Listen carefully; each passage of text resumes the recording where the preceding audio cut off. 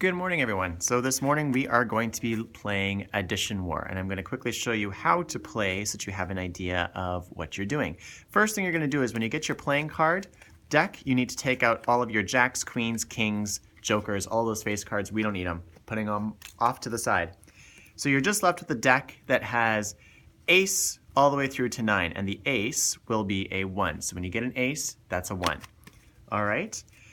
Once you've got your deck ready to go, you're going to split it very quickly between you and your partner. If you're playing with 3 people, then you would obviously divide this deck into groups of 3 so that each person has the same number of cards. And we play this game exactly like you would play War, with one unique little twist to it. So I'm going to go ahead and quickly get my opponent's cards ready. We'll just pretend I'm playing with let's see, Gregory. I'm playing with Gregory right now. So Gregory's got his deck over here, and I've got my deck right here. And basically what we're going to do is we're going to flip each of us 2 cards. So I've got a 9 and I've got a 7.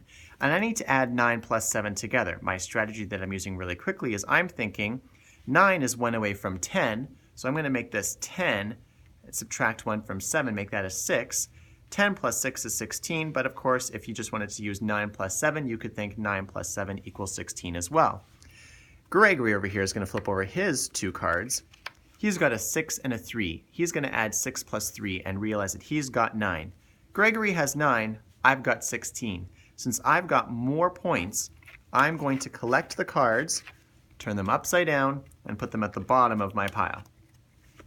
We then play again. So I'm going to flip over my 2 cards. I've got a 6 and a 6. Since I know my doubles, 6 plus 6 is 12.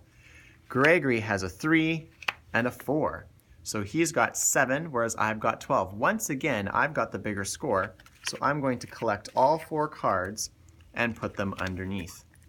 You're going to continue to play this game over and over and over again until one person has all the cards that are in the deck. So as long as Gregory here has got some cards, he gets to keep playing. But I'm going to try something else here. I'm going to say, right now I've got 6.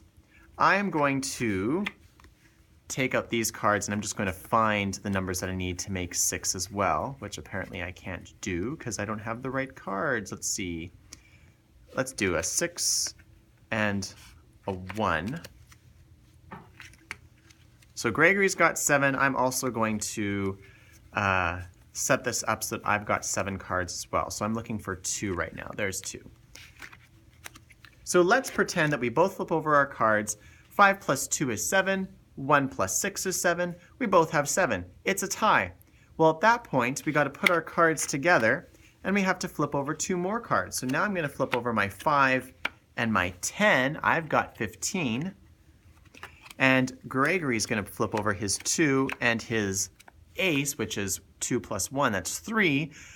I have the bigger number again. This deck was not stacked fairly. Apparently, I'm just going to keep winning. But I've got the bigger number again.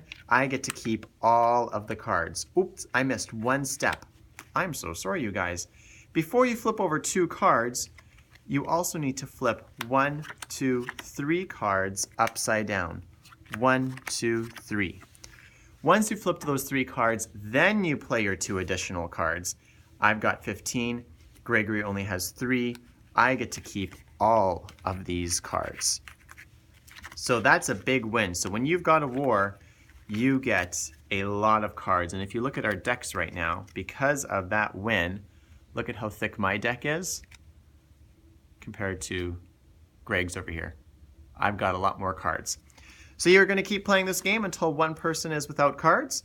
When that person's without cards, the game is over, and then you can play again. And we're going to keep doing this up until lunchtime. Have fun, you guys.